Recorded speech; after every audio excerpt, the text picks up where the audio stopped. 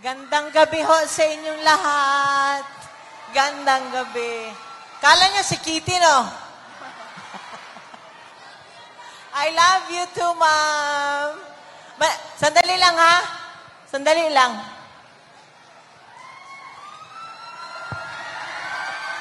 Praise mo muna. Magandang gabi ho sa inyong lahat. Magandang gabi sa mga supporters ng Duterte. 10 na lang tayo. 10 na lang. Nasubukan na natin sila eh. Wala namang ginawa eh. Pang-aapi lang nga, di ba? Saan ba ako mag-umpisa, ma'am? Parang gulong-gulo ang isip ko. Hindi ko alam saan mag-umpisa. So, since si Pastor Kibuloy nag-invite sa akin dito, gusto nyo makarinig ng kwento? Okay. Alam nyo, hindi pa pinapanganak si Veronica. Veronica is 21 years old. So, nurse ako eh. Tapos ako ng nursing dito sa Pilipinas. Gusto ko sumubok sa Amerika. So, nagpunta ako doon. Challenge ko yung board exam, nursing licensure board exam ng nursing doon sa Amerika. Tapos, ano ba nangyari? Doon, wala akong matirahan. Doon ako pinatira nila pastor sa bahay nila. Ang ginawa ko doon, mag-review lang, aral ng aral. Sabi ko, kasi pag hindi ako nag-aral, hindi ko ito maipasamahal ang bayad. So, aral na ako ng aral, doon ako nag-aral.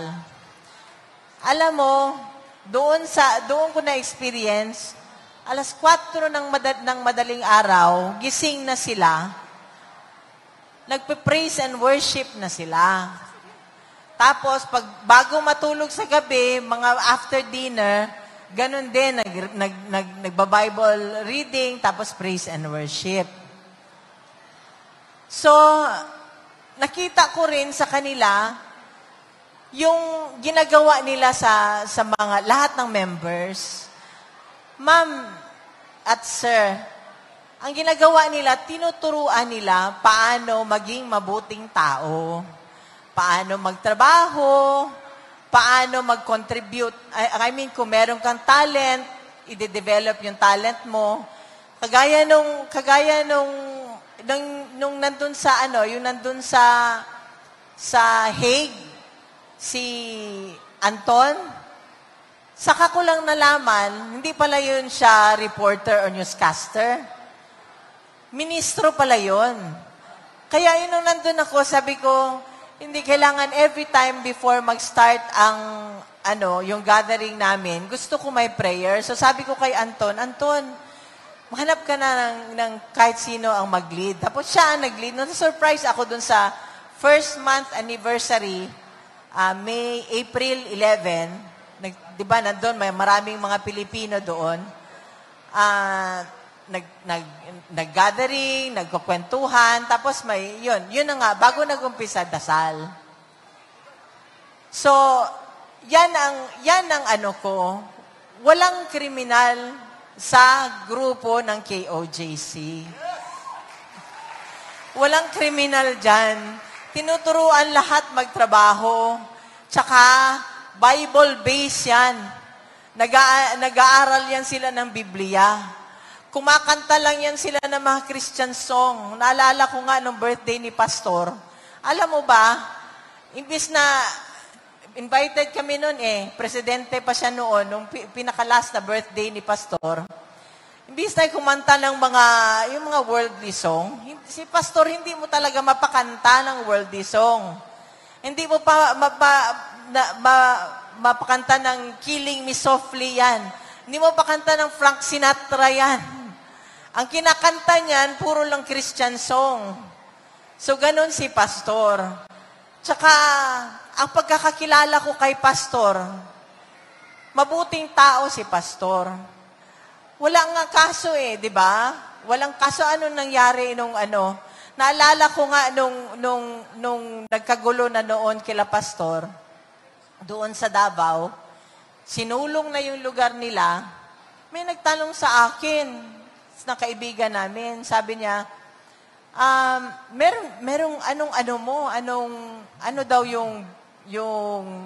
baka ma-freeze daw yung yung bank account ko. Sabi ko, wala naman kaming business transaction nila, Pastor. Alam mo, pag pumupunta kami sa kanila, iniimbitan nila kami sa kanila, nandun lang kami para kumain. Masarap sila magluto ng pagkain. Pinapakain lang nila kami, hindi nga kami pinapabayad. Kasali yung mga bodyguard doon. Sabi ko ganon. Saka kami kasi, pagka gusto magdagat ng anak ko, nangihiram lang ako, tinatawagan ko lang sila, Pastor. Sabi ko, Pastor, pwede kami punta doon sa ninyo? Meron kasi silang dagat doon eh. Yun lang namin. Other than that, sabi ko, wala kaming business transaction ni Pastor. Hindi niya ako binibentahan ng kung ano-ano, wala din akong binibenta sa kanya. So yan ho ang ko kay Pastor. Tsaka, isa ho, dito ho talaga, ako importante sa akin, yung totoo kang tao at totoo kang kaibigan. Bahala lang, sabi ko nga ako, mas gusto ko pang maging kaibigan yung, alam niyo ho, may tindahan ho ako sa terminal, bus terminal. Gusto ko pang makipag-usap doon sa mga, yung nagtitinda sa sidewalk, kesa dito sa mga plastic Tupperware. So, mas gusto kong makausap yun, makihalubilo sa kanila, kesa sa mga ganong klaseng tao. So,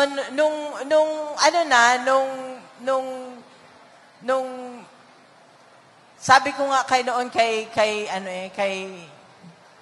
nandito pa siya sa, Pilipinas, sa Davao pa. Sabi ko, si Pastor, baliktarin mo man yan, totoo mong kaibigan.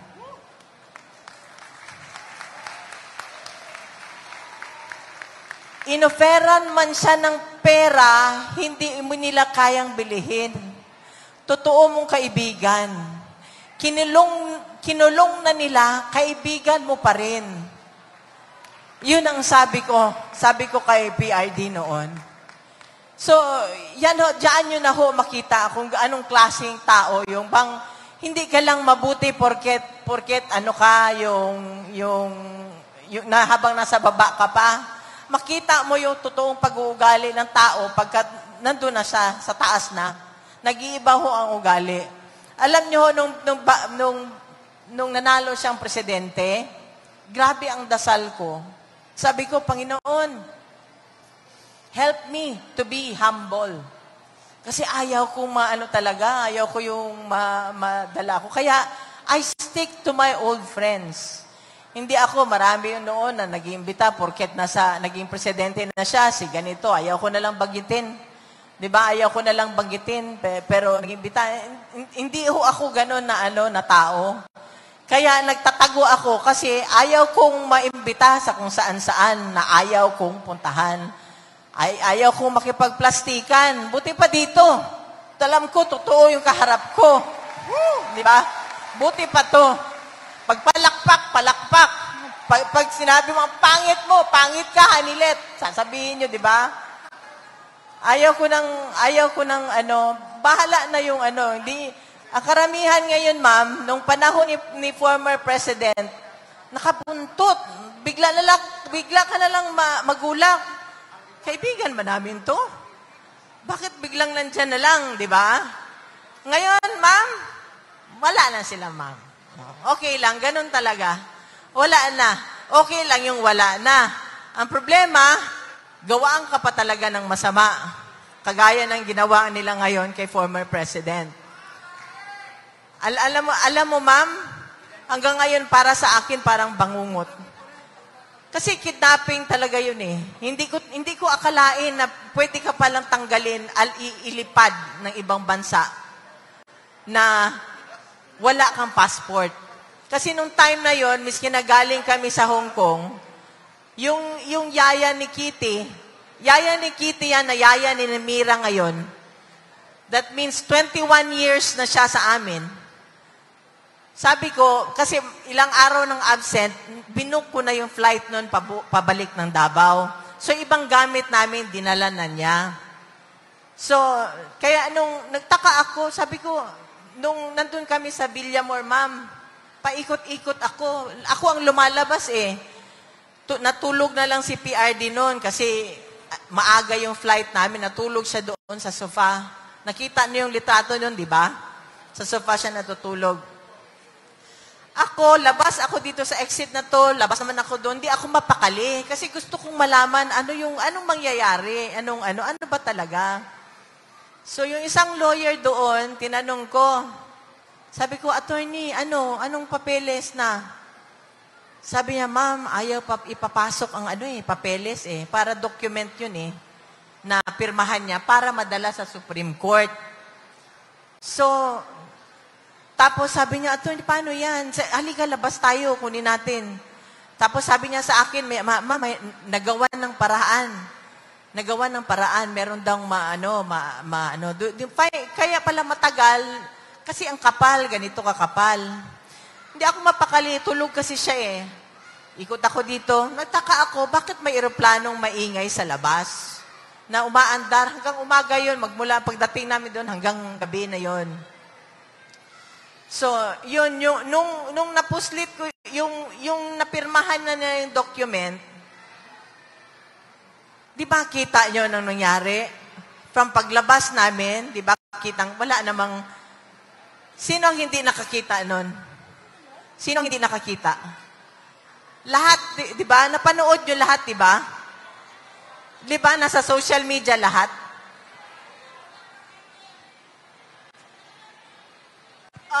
Di ba? Alam ng lahat, di ba? Alam ng lahat. Siguro gago lang yung walang nakaalam ng noon, di ba? O nagtatanga-tangahan, di ba? Nagtatanga-tangahan. So, yun, alam nyo, ma'am, paikot-ikot ako noon. Ang anak ko sinasabi na sa akin, ma, lunch na, kumain ka muna. Hindi ko kaya lununin, ma'am. Hindi ko kaya lununin. Kasi natakot na ako dun sa nangyari kila pastor. Alam ko anong gagawin. So tumatakbo na yung isip ko. Hindi ako mapakali. Labas ako. Tinawag ko yung isang kasama namin na retired, retired policeman yata yun siya. Halika, samahan mo ako nung nandun na yung document. Mga past 2:30, sumakay kami dun sa sasakyan, kailangan ilabas ko yung document. Inabot ko kila Senator Bongo para madala sa Supreme Court. Tapos yun yung nakita nyo sa video na sabi ko, notary lang. Di ba? Yun. Kasi ayaw na nila, sumakay si Senator Bong, ayaw na nila papasukin yung sasakyan. So kaya yun, bumalik ako doon sa loob, hanggang gabi na, pinapakuusapan namin, sabi ko, di ba, narinig nyo, miski awa na lang, 80 years old. Di ba, miski awa. Wag na yung pagmamahal, awa na lang. Hindi nyo na nirespeto Miski awa na lang, sabi ko ganon. Doon sa yung lalaking, mukhang, ewan ko. Sabi ko, miski awa na lang. So, walang nangyari, di ba? Hanggang kinuha siya. Tapos, kasi pinapalibutan nila kami hindi makakilos. Hanggang ganyan lang yung, hindi ka makaganyan, kasi nandyan sila dikit na dikit Hindi ka makasipa. Nung nakita niya na naharas na kami ni Kitty, kasi ginagano na nila, hiniwalay na nila si Veronica sa akin Kaya sabi ko, balik niyo yung anak ko. Sabi ko ganon, di ba? Pati ako, nakita niya, gumanyan na si former president. Gusto niya magpaposas. Sabi ko, wag, masakit yan. Sabi ko, wag. Wala na, nagkusa na lang siya. Kumusa na lang siya pumunta doon. Kaya, sigaw na lang ako, bong. Sabi yung mga lawyers, para masamahan, kasi pinipigilan kami Wala na talaga akong magawa. Kaya ayun, nung time na bago pa lang, di ba, bago pa lang kami bumaba ng eroplano, gusto niya na kami pauwiin. Kasi ayaw niya makita ng anak ko ni Kitty. Pero sad to say, nakita niya talaga. So yun, natangay na siya. Biruin mo, ilang oras kami doon? 10 oras ba kami? 10 oras kami. Di ba? Tapos, may isang paek-ek. 10 oras kami doon. May dapat ginawa ka. Di ba? May dapat nagawa ka. Alam mo yung anak ayaw papasukin. Right? Yun ang anak eh. Wala na. Hindi na miski hindi lawyer. May ano ka, may hand ka dun eh. Kasi, related sa iyo yung nakaupo. Di ba? Pero wala ka ginawa. Maraming lumipas na maraming abuses. So, doon na lang sa KOJC, maraming abuso na nangyari doon eh. Alam ko yun eh. Di ba? Hinahanap nila doon, nagbungkal na sila ng property doon na hindi kanila. Pero walang ginawa. Ngayon, magpa-ek-ek ka. Di ba? So, yun ang ano ko. Kasi ang bilin talaga sa akin ni Presidente, sa amin, sabi niya, 10, Duterte 10. Duterte talaga. So wag niyo hong kalimutan. Maawa kayo sa susunod na henerasyon. Kung ang former president nga kaya nilang gawin ito, wala na eh. Ultimo tayo, wala tayo eh. Ako, contributor ako ng SSA, ng PhilHealth. Wala na, di ba? Wala na eh. Parang walang ibang tao dito sa Pilipinas. Sila lang. Parang ang buhay mo at buhay ko. Buhay na anak mo, baliwala. Di ba? So, kailan tayo? Kailan tayo kikilos, di ba? Parang sabi ko nga kanina dun sa kasama ko sa loob, hindi kaya mas mabuti pa sa China, miski communist, pwede magsalita. Ngayon, magsalita ka lang, kung ano-anong gagawin sa inyo, ang mga vlogger, anong ginagawa? Di ba? Social media, yan ang free, yan ang binigay sa atin. Hindi mo kailangan magbayad sa isang mainstream media para makapagsalita sa social media. Ngayon, pinagbabawal nila yan. Baka sa sunod, paghinga ninyo, bawal na.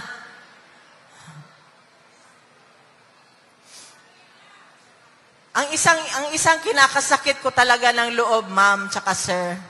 Kasi nung isang araw, may calls kami, Tuesdays saka Fridays. Ito, iyak naman ako kasi tuwing kwento ko nito, may iyak ako eh. Yung calls, ako tinawagan ni former president. Tinawagan ako ni PRD. Sabi ko, kumusta ka? Kinokontrol ko yung ko kasi ayaw niya yung may iyak eh. Alam niya ako iyakin. Sabi ko, kumusta ka? Usap-usap. Ay, si pala, ganito, lahat, kwento-kwento ko. Ay, si Kitty nag-text, sabi niya, sinabihan ba naman ako ni Kitty na, Ma, may importante ka bang sabihin kay Dada? Kasi kung wala, ako na lang daw. Siya na lang daw. Ang sabi ng tatay niya sa akin, sabi niya na, sabihan mo na lang si Kitty, na kasi napagka siya ang kausap ko, emotional ako. Ganon, ayaw niya. So, ako, nasaktan ako kasi alam ko, masasaktan yung anak ko. So, iniba ko na naman topic. Kunyari, masaya. Hindi ko kwento lang daw niya yung nangyari nung birthday party nila ni Mira. Ganon. Tapos, sabi na naman niya, explain mo na lang. Kasi ako, mag-isa lang ako dito. Pag siya ang kausap ko, emotional ako. So, ilang beses ko inulit. Sabi niya, ayaw. Ang ginawa ko, pagkatapos ng call namin, tinawagan ko yung anak ko. Umiyak na ako, nak. Sorry talaga. Kasi ang papa mo, sabi niya, pag ikaw ang kausap niya, emotional daw siya. Ako naman, naawa ko sa tatay kasi siya lang mag-isa doon. So, ayaw ko siyang ma-stress, ayaw ko siyang malungkot doon. Iyak ako na, pinakamalakas ko na iyak yun kasi ako lang sa isa kwarto. Nak, sorry talaga, nak. Intindihin mo na lang papa mo. Sorry talaga. Kasi gusto niya makausap ang papa niya. Deprived na nga siya 6 years di ba? Naging presidente ang papa niya. Tapos, sige akong iyak, kagulgul ako. Pasensyahan mo na lang. Sabi ko, sige ka na lang sulat. Ganon sabi ko sa kanya. Sige ako apologize sa kanya kasi alam ko nasasaktan siya na kung hindi siya kausapin.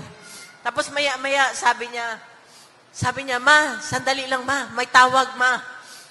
Naanuhan ako ng loob kasi yun na nga tumawag yung papa niya. So nag-usap sila. Yun, yung yung klase ng tao na alam niyo ba, sa anak ko na lang, anong ginawa nila? Doble ang sakit sa tatay at sa anak. Kasi yung kitty ko, may yan siya nagte-therapy yan siya. Ang parang security blanket niya, papa niya. So, natutulog pa yan, 20 anyos, natutulog yan sa tabi ng papa niya. Ang papa niya, magreklamo sa akin. Sabihan mo nga yung anak mo, kaya hindi man, magkaiba man sila na, pagpasok ni Kitty, hindi pa inaantok ang tatay niya, nanonood pa ng TV, sabihan niya, Dada, matulog na tayo. Patayin na lang ng tatay niya yung TV, tapos, yung aircon, ang aircon ng thermostat ng papa niya, 28. Ang kay Kitty, 16. Tapos, yung kulambo ng tatay niya, alisin niya. So, yung papa niya, reklamo sa akin. Kausapin mo nga yung anak mo. Sabihin mo dun sa kwarto niya matulog. Wala akong magawa para ako, wala lang ako. Pabingi-bingihan na lang ako. Kasi isa, gusto sa siya naman, gusto niya palipatin. Kasi naawa na din ako, hindi din makatulog. Tsaka nung nag-aaral siya sa Manila, sabihan niya ako pagka na naman siya, may moments siya, ma, kailan papuntahin mo na si Dada dito? Wala man siya trabaho. Ganun lang sabi niya kasi gusto niya magbantay sa kanya. Bakit ano ba ginagawa ni Dada dyan? Wala man siyang trabaho. Yung tatay naman niya, naawa naman ako kasi ayaw na sumakay ng eroplano. Ano na ba? Siyempre, matanda na. So, hati ako ba? So, yan ang dalawang, sakit ng dibdib ko.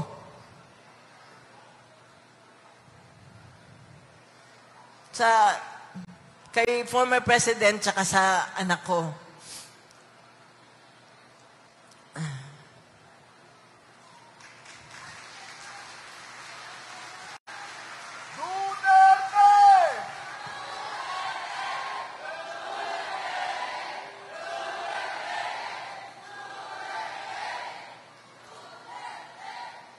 Kaya nga ngayon yung anak ko, naawa ako, nahinog sa pilit.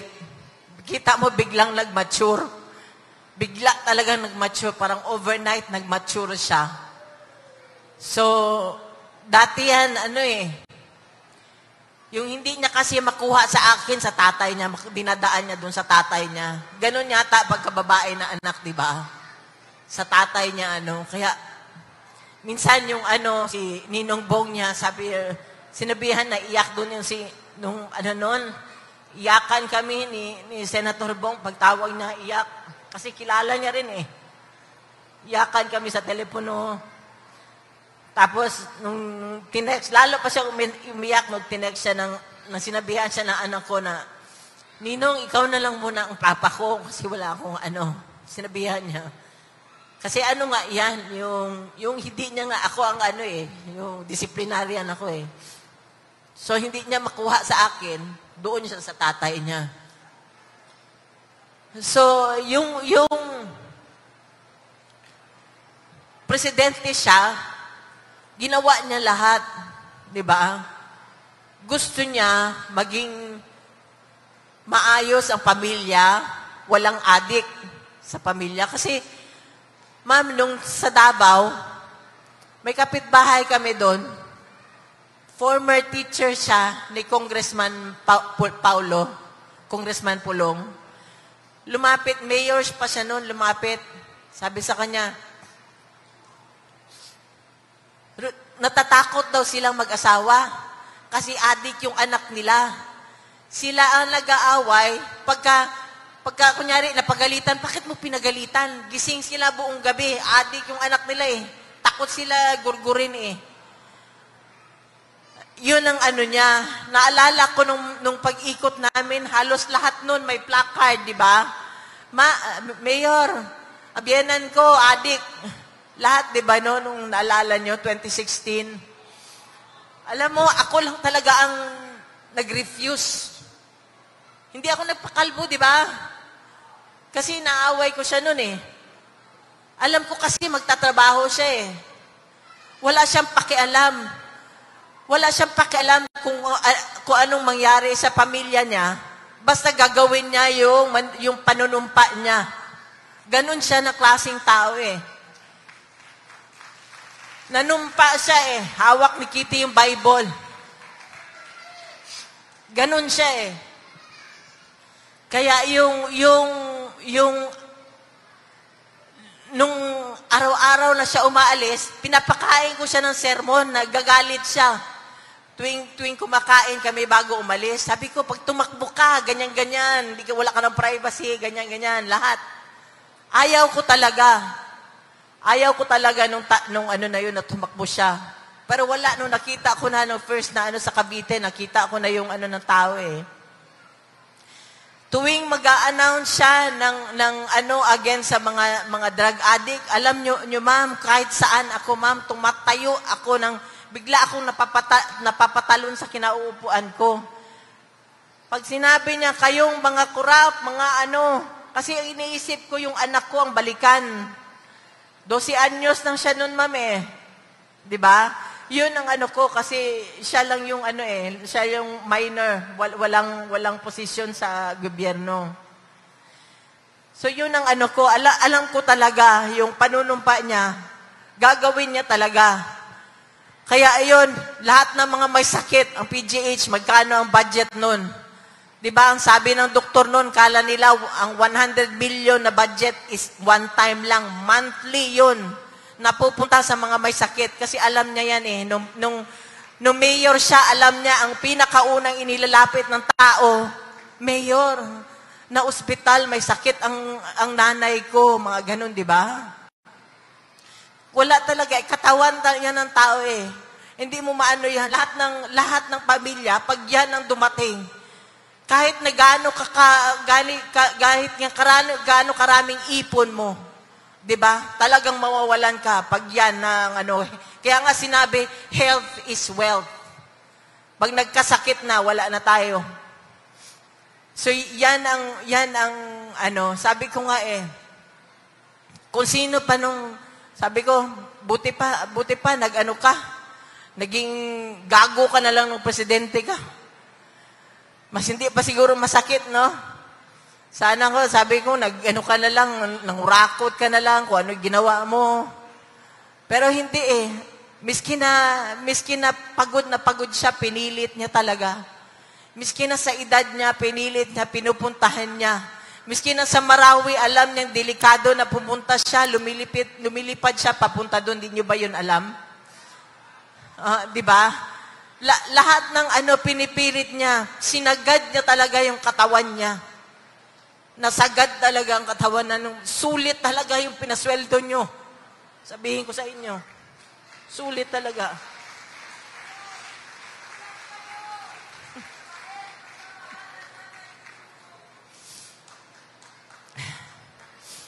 Kaya ngayong May, bantayan natin, ngayong eleksyon, bantayan natin ang boto natin para sa susunod na henerasyon, sa mga kabataan. Sana magtino na tayo, magtanda tayo, maglukluk tayo sa gobyerno na hindi yung pansarili lang ang gagawin, ang magpapa-elect lang dyan pagkatapos ng pansarili na nila ang iisipin nila. Yung totoo, sanang may puso para sa tao. Mahirap po yun eh. Si President Duterte talaga, maibintang nyo na lahat. Babaero, di ba?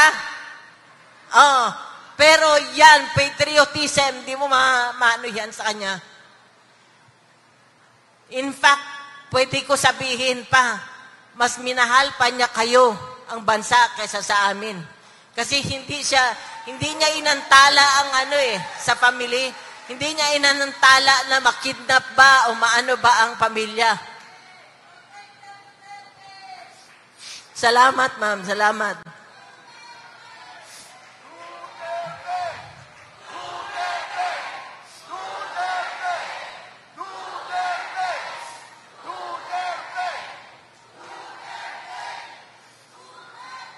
Hindi niya inisip, ma'am, na yung meron pala siyang anak, meron siyang apo. Pag nag-whining siya sa kurap, wala. Pag nag-whining siya sa drug lord, wala kami sa isip. Ang iniisip niya ang pamilya ang anak ng bawat Pilipino. Na yung anak mong babae, yung anak mong lalaki, hindi drug addict. Yung anak mong babae at asawa makakauwi, makakapunta, makakagimik, makabalik sa bahay. Yun ang ano niya. Even hanggang ngayon, nung alam mo nyo ba na hindi yan siya, ayaw niya ng malamig na lugar. Sabi ko nga, sa kwarto 28 ang thermostat. Ma'am, subukan mo mag-28 na thermostat. Pero pagbaba sa eroplano, nung dinala siya ng mga animal doon sa Hague, sinabi pa niya kay ES, wala siyang pera nun, ma'am eh. Wala siyang pera hindi na siya mahawak na pera, hindi niya na alam na magsabi na lang yan siya lang, gusto niya kumain, ganun, pero hindi niya na alam. Wala na yan siyang sa pera. Sinabihan pa niya si ES, Bong, bilihan mo ng mga panlamig yung mga Kasi walang mga visa yun, ma'am. Hindi yun ready na pumunta sa malamig na lugar. Inisip pa niya ibang tao sa sarili niya. Kaya yung maya-maya na lang ako, ma'am, talaga. Hindi ko talaga maya-maya na lang ako lumuluha. Sana mahinto ng luha ko. Tulungan nyo na lang ako, ma'am, sa dasal, ma'am, ha? Mga ma'am at mga sir. Salamat. So, ngayong May 11, wag na kayong wag na kayong lumingon pa sa sa ibang Halika dito, ma'am, yung may karatula. Ay, yung likod, yung may sa likod. Ay, yan pala. Yan. Alam mo, ma'am, ito sila kasama namin even noong 2016. Hindi yan nagbago. Totoo yan. So, yung mga taong ganyan, doon nyo tingnan. Ang karakter ang tingnan nyo. Huwag kayong mga plastic na maganda lang ang pakitungo sa inyo kasi okay, 'di ba? Nasa position ka, nasa Doon kayo sa ito talaga sila, ma'am, hindi kami iniwanan. Totoong tao yan, mga yan. Si Bondok, kumanta yan. Pero ngayon nandyan. Si De La Rosa hanggang ngayon nandyan. Of course, si Bongo. Alam niyo ba si Senator Bongo? Siyempre wala na siya income, ma'am. Siya ang nagpapacheck up sa kanya at saka bumibili ng gamot. Hindi niyo ba alam yan? Hindi niya yung pinagsasabi. Basta ang mga gamot niya nakakarating na lang sa amin. Siya ang gumagastos. Hinlo. Nasa amin na yan, ma'am, 2016. Totoong tao. Huwag kayo dun sa lumalabas lang tuwing eleksyon na humihingi lang ng tulong natin. Boto natin. Pagkatapos, Si Lito lipad, pagkatapos lumilipad. Diba? Pero hanggang ngayon, nandyan. Nakaka-frustrate kasi, ma'am. Wala naman siya nagawa eh. Hindi nga marunong magsalita.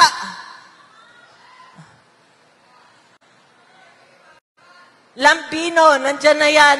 Senator Marcoleta, nakita ninyo. Pastor Kibuloy, kinulong man nila. Binitay nila. Wala, hindi bumaliktad. Hindi nabibili ng pera. Rodriguez, kita mo anong ginawa. Hindi niya matiis. Hindi niya kayang sabayan kang kalokohan. Doon tayo, ma'am. Hindi yung alam mo ng kalokohan, alam mo ng illegal, hindi sumasabay ka pa rin sa kanila. Ibig sabihin, walang prinsipyo. Huwag na tayo doon sa walang prinsipyo. Of course, is Ipe Salvador. Sabihin ko sa inyo, ma'am, matino na tao yan. Nandyan yan siya. Parati namin kasama. Whether sa anong panahon, hindi pa, mayor pa lang siya. Kasama na namin yan. Hindi mo kailangan bigyan, hindi mo kailangan amuin or anong gawain mo para sumama. Wala, yun talagang, ang nanaig talaga is kaibigan. Yun ang nanaig sa kanya. Of course, si Dr. Mata, taga Davao din yan. So sana, ma'am, bigyan natin ng tsansa. Total, yung mga nandyan ngayon, ang tatagal na eh. Matatagal na, masyado nang matagal. Sobra na sa institusyon. Apo na nga nila, parang sa panahon pa ng lolo ko pa yata yung iba dyan eh. Subukan natin, ma'am. Subukan natin. So, magandang gabi po sa inyong lahat at marami pong salamat. Mabuhay ang Pilipinas at mabuhay ang Pilipino. God save the Philippines. Pagdasalo natin ang Pilipinas. Dasal ang ating sandata ngayon. Dasal ang ating kailangan. Salamat po. Duterte! Duterte! Duterte! Bring him home! Bring him home! Bring him home! Mga kababayan, Miss Hanelet Avancenia!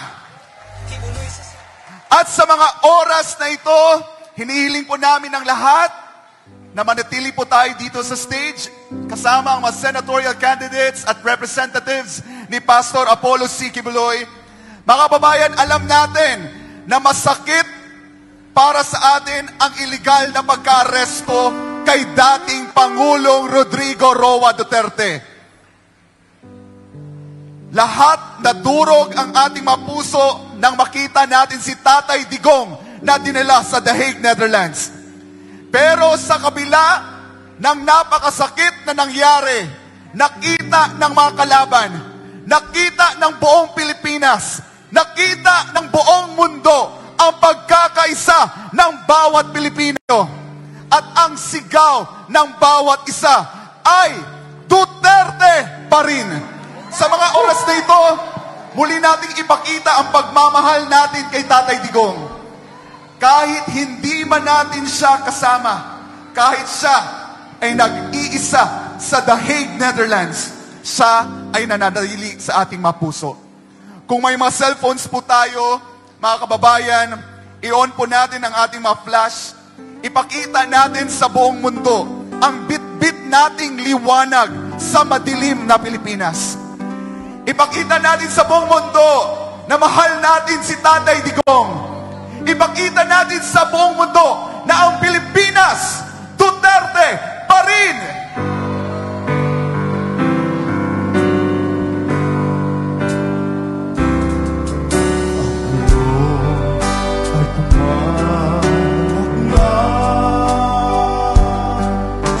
Isa ang nais nila,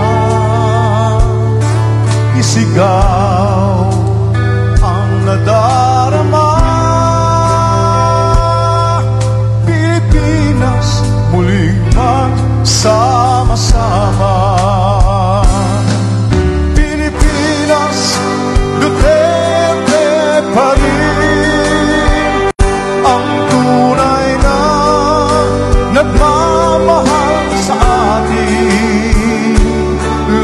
laban niya ay laban natin.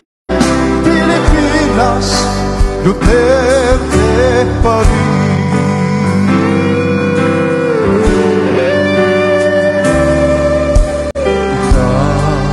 Bayang minamahal,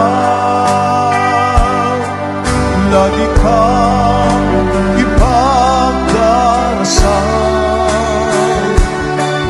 na muli kitang makita.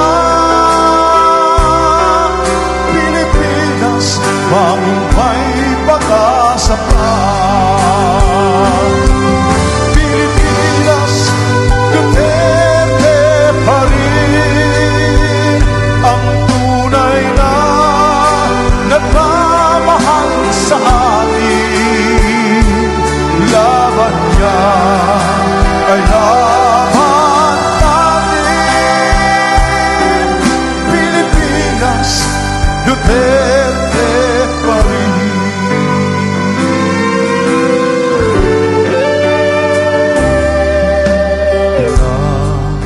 Bayang minamahal, lagi kang ipagdarasal, na muli kitang makita. Pilipinas, bangon may pag-asa pa. Pilipinas, Duterte pa rin ang tunay na nagmamahal sa atin. Laban niya ay laban natin. Pilipinas, Duterte pa rin. Pilipinas, Duterte pa rin ang tunay na nagmamahal sa atin. Laban niya ay laban natin. Pilipinas, Duterte pa rin. Oh, Pilipinas, Duterte pa rin ang tunay na nagmamahal sa atin. Laban niya ay laban natin. Pilipinas, Duterte pa rin. Oh, Pilipinas, Duterte pa rin ang tunay na nagmamahal sa atin. Laban niya ay laban natin. Pilipinas, Duterte pa rin. Pilipinas, Duterte pa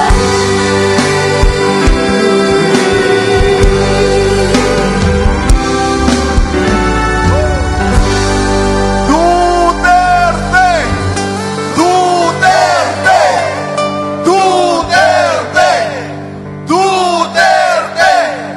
Bring him home! Bring him home! Bring him home! Mga kababayan, nagpapatunay na ang Pilipinas ay Duterte pa rin.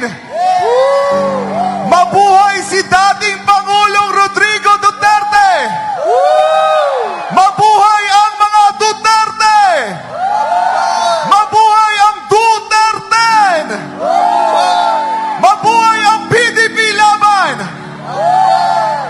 Muli, kami ay nagpapasalamat sa mga nakikiisa rito, lalo na kay Ma'am Hanilet Avancenia, na nandito ngayon nakikiisa para suportahan ang mga kandidato ni dating Pangulong Rodrigo Roa Duterte. Iiwanan ba natin si Tatay Digong? Pababayaan ba natin si Tatay Digong? Sinong naniniwala na makakasama natin muli si Tatay Digong? Lahat tayo ay naniniwala na makasama si Tatay Digong at higit sa lahat, panalo na ang Duterte! Duterte! Duterte! Duterte! Duterte! Duterte! Kaya mga kababayan, huwag nating kalimutan sa May 12 elections, vote straight PDP laban, vote straight Duterte!